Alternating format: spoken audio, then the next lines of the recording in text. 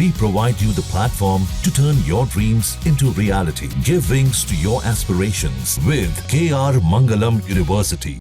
हाफिज सईद का 70% आतंकी नेटवर्क साफ हो गया तो भारत के एक और दुश्मन मसूद अजहर का पूरा परिवार ही खत्म हो गया है।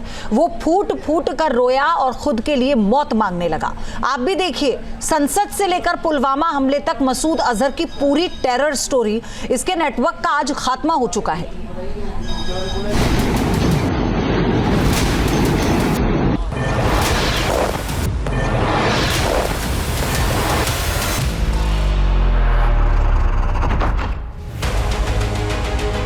भारत के वज्र प्रहार से पाकिस्तानी आतंक छिन्न भिन्न हो गया और इस मिसाइल स्ट्राइक से एक इंसान सबसे ज्यादा तड़प रहा, जो आतंक की दुनिया का एक कुख्यात नाम है।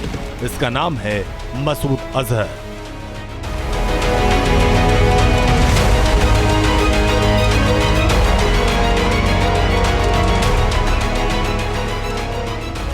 मसूद अजहर का बहावलपुर वाला आतंक का अड्डा भी तहस नहस हो गया। इसके साथ ही उसका कुनबा भी खत्म हो गया। न्यूज नेशन के पास वो दस्तावेज हैं जिसमें मसूद अजहर के करीबी और उसके परिवार के मारे जाने वालों के नाम दर्ज हैं।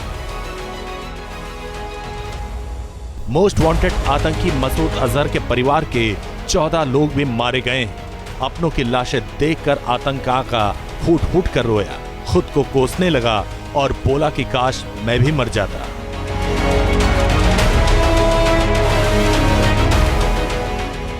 आतंक का सबसे खूंखार नाम मसूद अजहर की जिंदगी अब मौत से भी बदतर हो गई है। आतंक की बंदूक से उसने जिस बहावलपुर में साम्राज्य खड़ा किया था, उसकी हालत देखिए।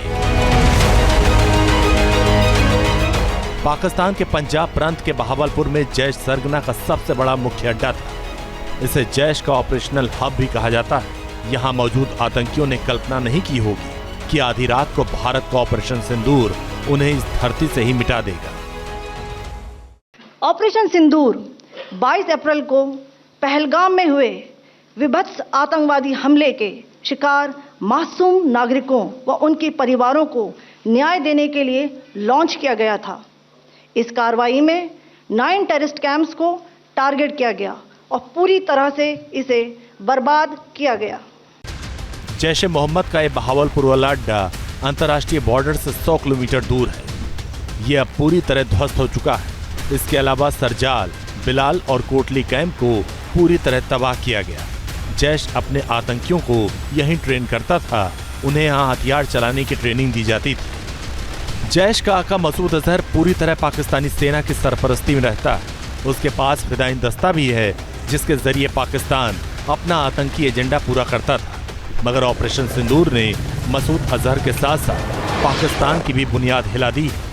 जैश के नेटवर्क के 70% आतंकी मारे जा चुके हैं। उसकी टेरर फैक्ट्री पूरी तरह तबाह हो चुकी है। 20 अक्टूबर 2024 सोनमर्ग, 24 अक्टूबर 24 गुलमर्ग, 22 अप्रैल 2025 पहलगाम, इन हमलों के आतंकियों ने यहीं से प्रशिक्षण लिया था। सैयदना बिलाल कैंप, मुजफ्फराबाद, यह एक जैश ए मोहम्मद का स्टेजिंग एरिया है। यह हथियार, विस्फोटक और जंगल सर्वाइवल ट्रेनिंग का केंद्र भी था। लश्कर तोयबा का बेस था जो रजौरी, पुंछ में सक्रिय था। 20 अप्रैल 2023 को पुंछ में और 9 जून 2024 को तीर्थ यात्रियों के बस हमले में यहीं से आतंकी को ट्रेन किया गया था। जैश की ये वही आतंक की फैक्ट्री थी जहां से साल 2019 में पुलवामा अटैक को अंजाम दिया गया था। तब भारत ने पाकिस्तान को एक डोजियर भी सौंपा था जिसमें जैश ए मोहम्मद के आतंकी ठिकानों का जिक्र था। उस डोजियर के मुताबिक साल 2016 में पठानकोट एयरबेस पर हुए अटैक का कनेक्शन बहावलपुर की इसी आतंकी फैक्ट्री से जुड़ा हुआ था।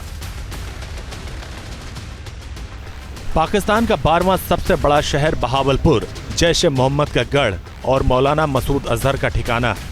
लाहौर से करीब 400 किलोमीटर दूर पाकिस्तान के शहर में जैश ए मोहम्मद का हेडक्वार्टर था जो जामिया मस्जिद सुभान अल्लाह परिसर में मौजूद था।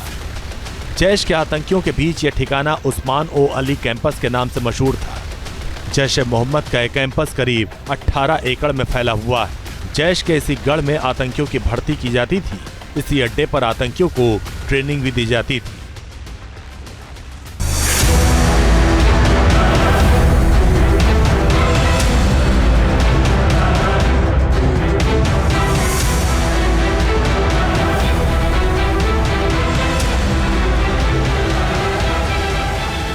भारत ने जैश ए मोहम्मद पर साल 2002 में प्रतिबंध लगा दिया था, लेकिन इसके साथ ही जैश का आतंक और भी बढ़ता गया। मौलाना मसूद अजहर का यह आतंकी अड्डे धड़ल्ले से चलते रहे। पाकिस्तानी फौज की शह पर इसी ठिकाने से भारत के अंदर कई बड़े आतंकी हमले भी हुए।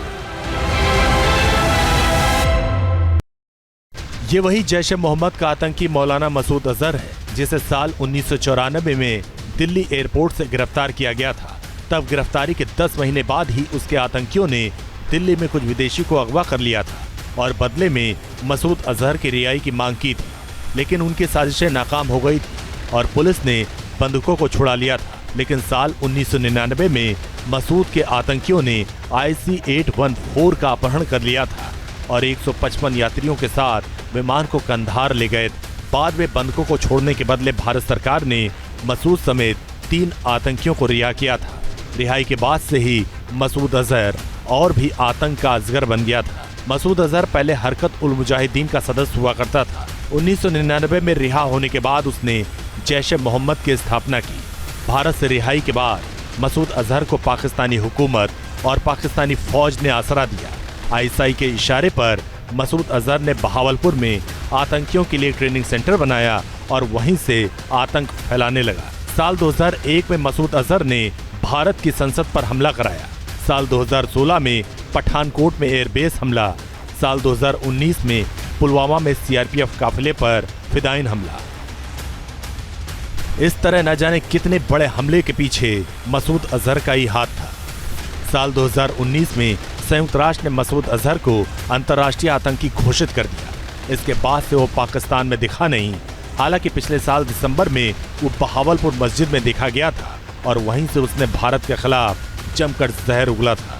जो selection of target and coordination and synergy of target, जिस तरीके से उन्होंने तालमेल के साथ बहावलपुर से लेके बहावलपुर मुरीद के, ये पाकिस्तान के पंजाब में है और LET और जैश ए मोहम्मद के हेडक्वार्टर्स हैं, से लेकर राइट अप टू ऊपर जाएं तो मुजफ्फराबाद कोटली तक 9 टारगेट को एक साथ हिट करना और इतनी प्रिसीजन के साथ हिट करना कि कोलेटरल डैमेज ज़ीरो है, यानी कि कोई सिविलियन कैजुअलिटी नहीं है, कोई मिलिट्री इंस्टॉलेशन को टच नहीं किया।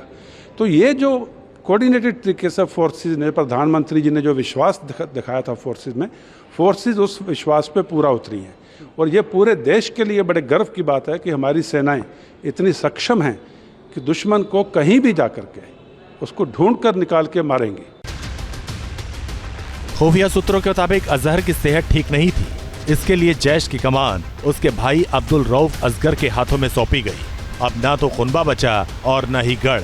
अब मसूद अजहर भी तिल तिल कर मरेगा। Team news nation.